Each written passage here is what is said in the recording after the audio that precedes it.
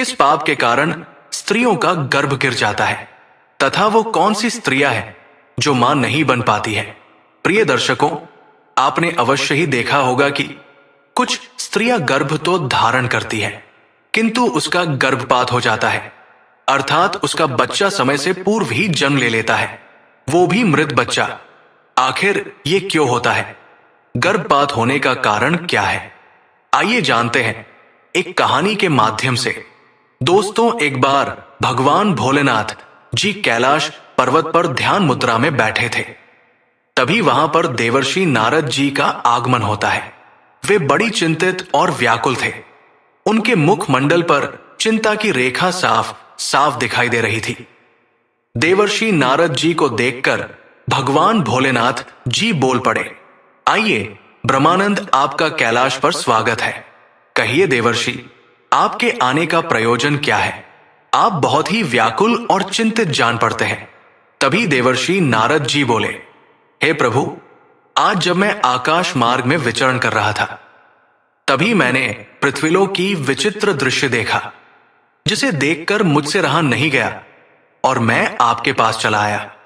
तभी भगवान भोलेनाथ जी बोले, कहिए देवर्षि, आखिर आपने ऐसा क्या देखा जो आपके मन को विचलित कर दिया?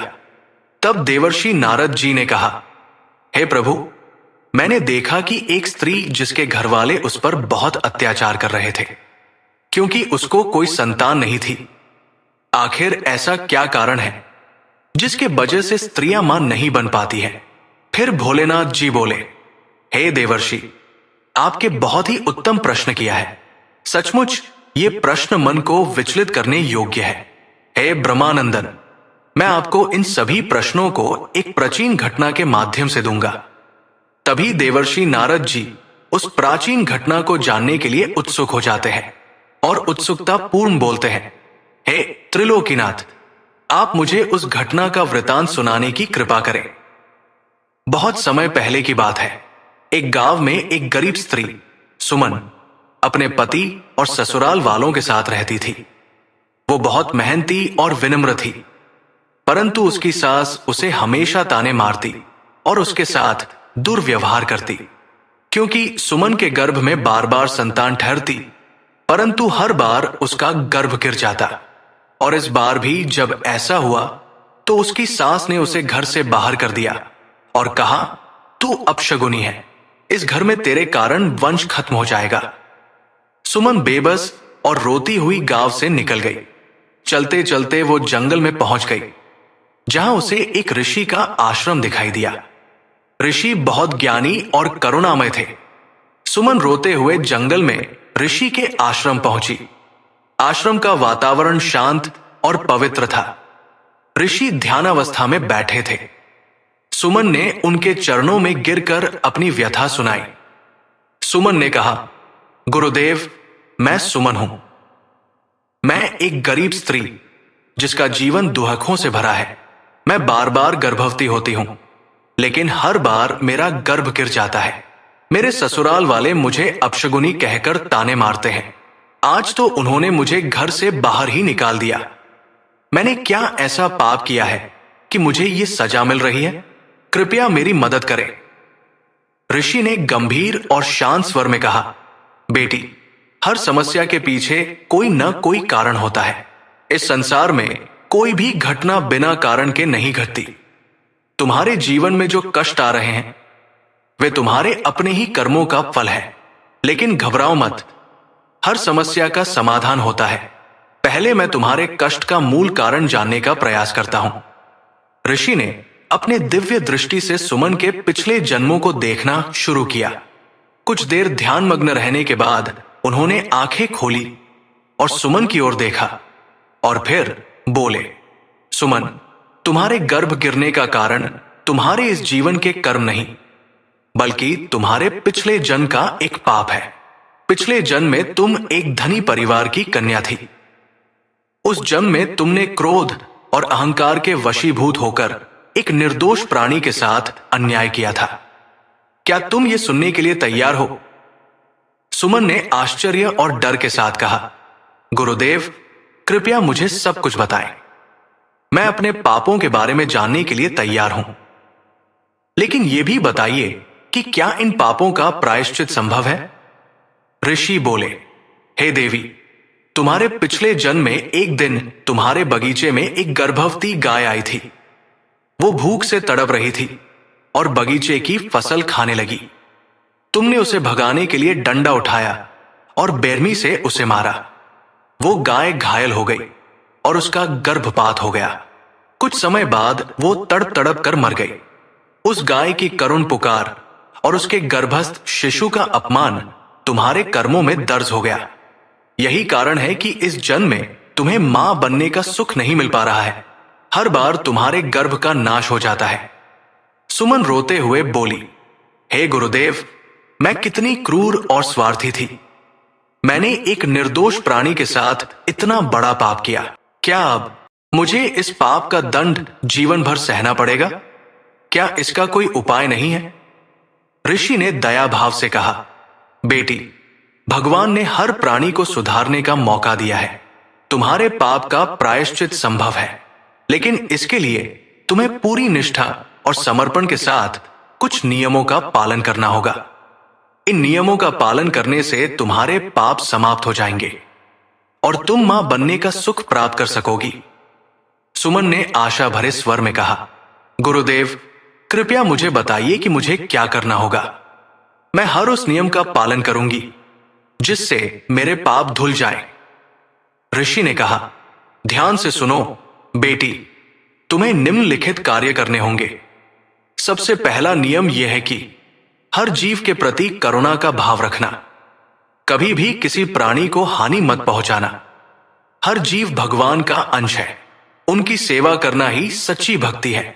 और दूसरी बात यह है कि गर्भवती स्त्रियों और पशुओं की सेवा करना चाहिए। जहां कहीं भी तुम किसी गर्भवती स्त्री या पशु को देखो, उनकी मदद करो। उन्हें भोजन, आराम और सुरक्षा प्रदान करो। तीसरी बात, भगवान विष्णु की पूजा। भगवान विष्णु के नाम का नियमित रूप से जप करो। उनका स्मरण तुम्हारे मन को शुद्ध करेगा। और चौथी बात, सत्य और अहिंसा का पालन करना। हमेशा सत्य बोलो और हिंसा से दूर रहो। सत्य और अहिंसा ही सबसे बड़े धर्म है। और पांचवी बात, गरीबों और जरूरतमंदों की मदद करना। दूसरों की मदद करने से तुम्हारे कर्मों का बोझ हल्का होगा। गरीबों को भोजन, वस्त्र और सहारा प्रदान करो। यदि तुम इन नियमों का पालन सच्चे मन से करोगी तो तुम्हारे पाप समाप्त हो जाएंगे और तुम्हें मां बनने का सुख मिलेगा।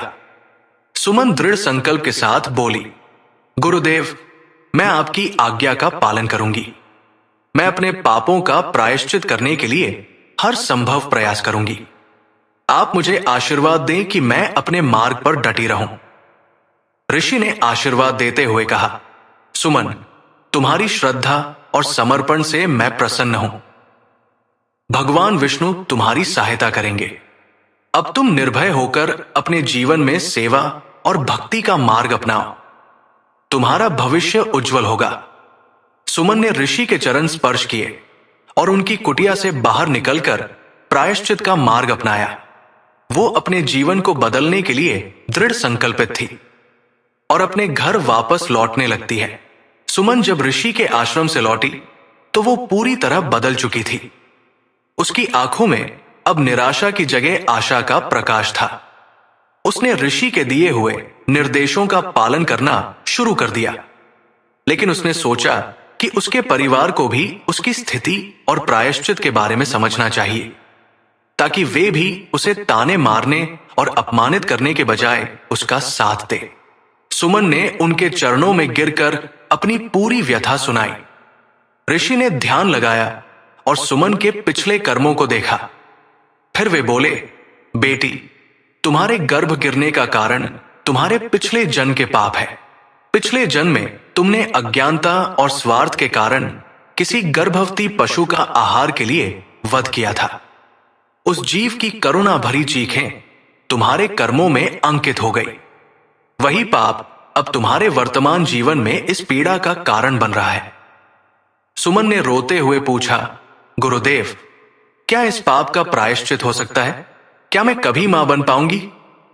ऋषि ने सुमन को धैर्य दिया और बोले, पाप का प्रायश्चित संभव है, परंतु तुम्हें अपने जीवन में कुछ नियमों का पालन करना होगा।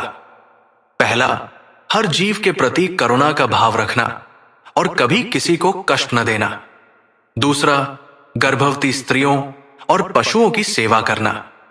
तीसरा, भगवान विष्णु का नियमित रूप से स्मरण और उनकी पूजा करना। चौथा, सत्य और अहिंसा का पालन करना। यदि तुम इन नियमों का पालन करोगी तो तुम्हारे पाप समाप्त हो जाएंगे और तुम्हें एक सुंदर संतान का सुख प्राप्त होगा। सुमन ने ऋषि की बातों को मन से स्वीकार किया और उनके निर्देशों का पालन करने लगी। उसने जंगल में रहकर निर्धन और गर्भवती स्त्रियों की सेवा की। समय के साथ उसका जीवन बदलने लगा। कुछ समय बाद सुमन को पुनः गर्भ ठहरा और इस बार उसने एक सुंदर और स्वस्थ बालक को जन्म दिया। उसका बेटा बहुत ही गुणवान और तेजस्वी निकला। उसके परिश्रम और गुणों के कारण सुमन का परिवार समृद्ध हो गया। गांव के लोग भी उसकी सेवा और त्याग की प्रशंसा करने लगे। अंत में जब सुमन का देहांत हुआ तो उसे उत्तम लोक की प्राप्ति हुई, जहां वह दिव्य सुखों का आनंद लेने लगी। तो दोस्तों, ये कहानी आपको कैसी लगी? कमेंट में जय मां लक्ष्मी जरूर लिखें तथा इसी प्रकार के वीडियो के देखने के लिए इस चैनल को सब्सक्राइब करें। आप सभी को धन्यवाद।